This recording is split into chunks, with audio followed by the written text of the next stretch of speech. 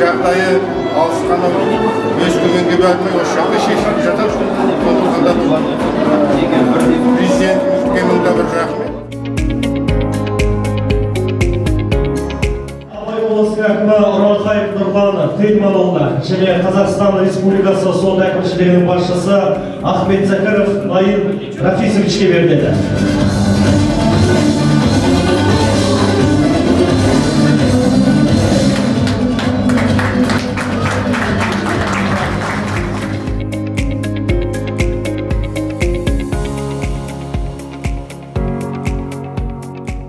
Міне Абай облысындағы маңызды әкімшілік ғимараттардың бірі облыстық сот ғимаратының ашылу салтанатына қош келдіңіздер.